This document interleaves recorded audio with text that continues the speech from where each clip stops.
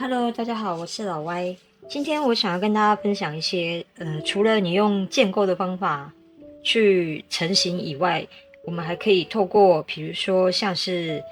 折叠或者是锻敲的方法，去让金属可以呈现一些立体的结构。像这些是我用折叠的方法，就是 fold forming 的技法去制作的。它可以不用透过焊接跟建构，它就可以制造出立体的效果。然后这是一种比较常见的，就是很快速的可以制造出立体效果的一个技法。还有另外一种是我们可以透过锻打的方式，然后靠着模具去让金属成型。像这样，这个的做法是比较基本的这个反包覆的技法。反包覆的意思就是说，它除了有这个横向的面的弯曲之外，它还有这个直向面的弯曲。意思就是它往这边跟这边两个相反的方向，跟两个相反的弧度，一个是凹下去的，一个是凸起来的，然后一个是这个方向，一个是这个方向，所以它其实是双向的一个包覆的技法，所以它叫台湾比较多人叫它反包覆。那我今天想跟大家示范的是用锻打的方法去做一些成型，因为 folding 的技法我之前的影片已经做过蛮多次了，它有一些基本型，你们可以看我之前的影片。那个锻打的技法我比较少演示给大家看，那我今天想说我就准备一些不一样的造型来跟大家说明我是怎么样在制作这个锻打的方法。那我今天准备了一些比较薄的金属，像这个黄铜板的部分，它大概是0.5mm。那你们如果一开始在做，希望可以更顺利一点，我会建议说你们先用纯银来做0.5mm的纯银，会比较好上手。那除了金属板之外，我今天会用到的工具还有像这样子的尼龙锤，这种尼龙锤比较不会在金属上面留下痕迹。但是你如果希望你的延展速度快一点，或者是你希望上面有一些质感，你可以用像这样子的锻敲锤。这个锻敲锤它有一边是尖头，一边是平的，一边是尖的。那尖的这一头通常都是我们用来把金属延展开来的。通常锻敲我们还会用到的，除了锤子之外，再来就是你的模具。那我这边有一个蛇形砧，这个铁砧它会有不一样的弧度，那你可以因应你不一样的造型的需求来做。这个是有四个不一样的弧度。那我们等一下就会运用这些砧头跟锤子来做简单的锻敲。那我们就开始吧。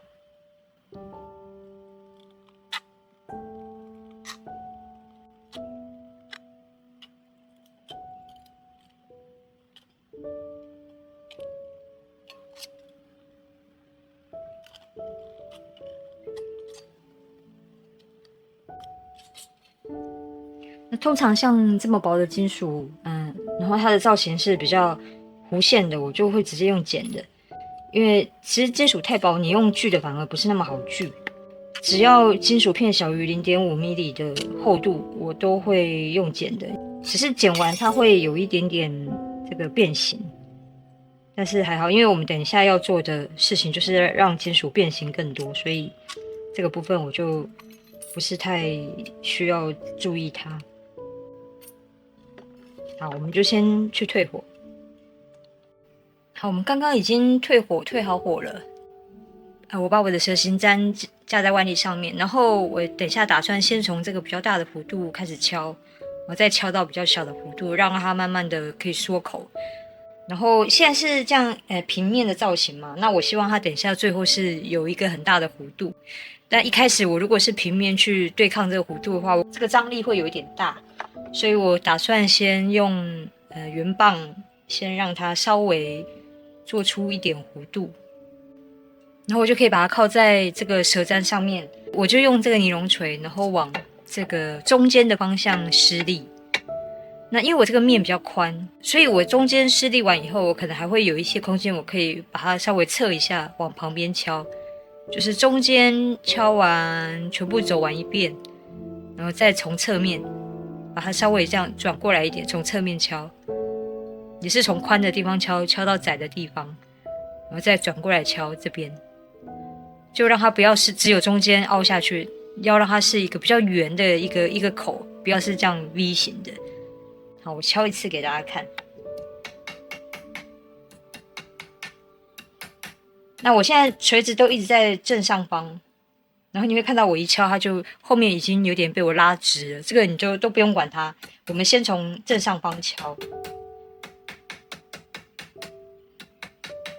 然后尾端的地方我们再反过来拿。好，再重复倒退回去。你会发现它这个比较宽的地方，它的拉力就会比较大。那我现在就是有一个最基本的一个雏形了，所以你可以看到，因为我刚刚只敲击中间，所以我只有中间的地方是凹下去的。那接下来我要往两边去延展它。那我们用的是尼龙锤，所以它的延展的这个幅度不会太大，它主要是让金属可以成型，它的延展的力就比较小，力道就比较小。那你如果做的顺手的话，我会建议说，你在同一个位置，你可以这样来回摆动的敲，这样子会更均匀。我敲给大家看，来回的摆动它。那我的锤子永远都是定在同一个位置，我没有这样，我就一直在同一个位置。哦，我会摆动的是我的金属片。好，调整一下舌战。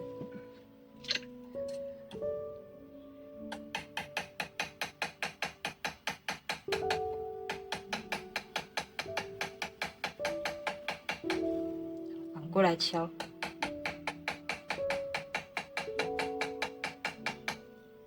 我这个面都已经敲的比较均匀的，不会有特别有一个地方是特别凹的，它是整个面都有一个弧度。然后你会发现我这个弧度跟这个舌砧的这个弧度是吻合的，所以我接下来可以继续往小的这一个地方敲，让它的这个口缩的更小一点。那我们这样敲过一轮以后，它其实已经差不多应该要退火了，不然它已经敲不动。好，我们先去退火吧。好，我现在退火完了，接着我想要把我的这个金属片放在弧度更小的这个地方开始敲。那所有的方法都一样，那唯一要注意的就是你的这个锤子的这个面够不够伸进来这里，因为有时候你的这个面比较宽的话，它就进不来你这个最小的凹槽。这个通常不是说你敲一轮它就会很漂亮，你可能得重复多敲几次，因为它多少会有一点你没有敲到，或者是敲施力不平均的地方。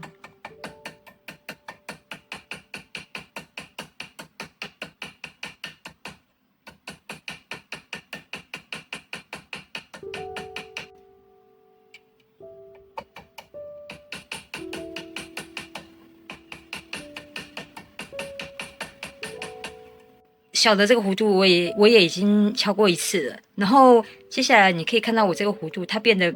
有一点直，因为张力的关系。那我等一下会再退一次火，那我希望等一下是可以把这个弧度再稍微整一下，让它变成比较圆的形状，那这样子就可以做完了。我再去退火。好，我刚刚再退火了一次，刚刚有说我想要把这个弧度做得更圆一点。那我刚刚的重点是垂直往下，然后让这个金属的这个面的弧度可以去符合我这个砧头的弧度。那我现在的重点会放在整个金属的这个形状的轮廓，我希望它是一个圆，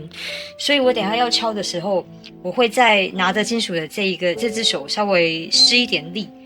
让这个金属靠在砧头上面是往这个方向下来的，就是我的锤子还是往下敲，但是我这个左手在拿金属的这一只手，我的力道会稍微调整一下，就是因为我刚刚敲弧度的时候，我就只是拿着，我没有做任何的控制，但我现在要让这个金属出现弧度，我必须要靠我的手在砧头上面稍微用一点力，让它滑下来。很难用叙述的，但是我做过一遍，你们大概看一下，大概就知道我的意思。我锤子还是往下敲，但是我的左手我有稍微用力的把它往内推。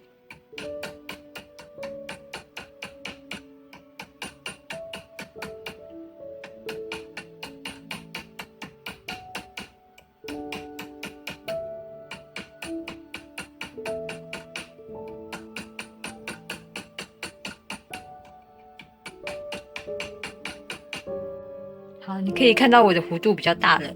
那这个东西的稍微困难一点的地方就在于说，你要去对抗它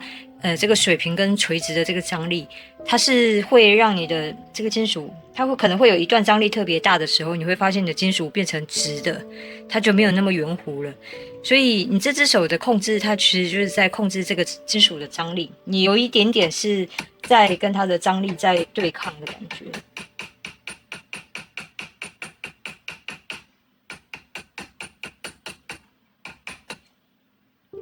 所以这个造型呢，其实就是美感因人而异，每个人对美感的定义都不一样。有的人可能会觉得说，我喜欢它波浪大一点，然后不要那么平均，然后留多一点自然的感觉。那有的人可能就会觉得，我希望它就是有一点工业感，比较极简、很利落，线条很直、很漂亮。就是每个人对这个物件完成度的定义其实都不太一样。那我这边就提供给大家一个制作的方法。那我等一下会做一个最后的处理，因为我现在边缘还有一点点，我觉得没有那么平顺，我喜欢它稍微平顺一点。那我等一下会稍微再超过一下下，我不会再退火了，我会稍微让边缘再整平一点点。然后我就会示范我怎么样去修磨这个很薄的金属。我刚刚有一个地方忘了跟大家讲，就是我刚刚想要处理这个缩口的地方，我把它敲成了一个比较包覆的封闭的一个造型。那这个地方我会靠着这个铁砧的边缘，因为这个边缘有一个弧度。其实你可以多试试看不同的角度，比如说你可以放在平铁砧上面，那你可能就会发现啊，有一些地方它就会整个变成平面，没那么自然。那我如果想要保持它这个线条的弧度的话，我可能得找到一个我自己觉得最合适的。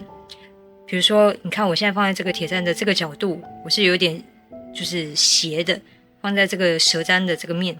那虽然是我等一下要敲的是上面，但是它其实下面也会跟着合。这个面敲完以后，我可能就会反过来，相反这个面，让它上下两个面都在同一个弧度的不同面，这样子去整。那我这个线条的缩口就会比较漂亮。你这个详细的制作方法，我会放在会员影片里面。只要你们多去试不一样的角度，其实你就会发现。每一个这个铁砧虽然是这样子，但你会发现每一个弧度可能你都用得到，所以大家多尝试，一定会找到自己最喜欢的弧度。好，我们回到工作桌前了。我们刚刚敲的花瓣在这边，然后这个是从剪下来到敲完，我都还没有做过任何研磨。刚刚最后一次敲击之后，我就没有再退过火了，所以现在它是硬度是很好的，它不太容易变形。那接着我们就可以来做一点研磨。我们一开始先用粗锉刀，我们先把大面积的这个比较不平的面先把它搓平。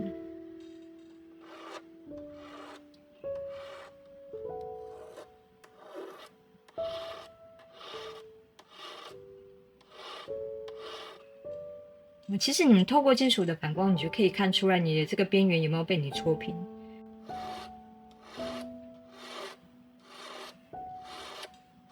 然后搓的时候会顺着这个叶片的弧度去进行。然后像这种比较薄的金属，它其实最怕的就是你越修越薄，所以我们尽量在这个面上面去进行研磨，不要去特别去修R角，因为你只要内外的R角一修，这个断面就变成尖的，这个断面一尖，它就会变得很刮手。大致先把这个边缘的不规则的面先修掉。两边这个R角，我们用砂纸轻轻带过，其实就可以了，它就不会刮手。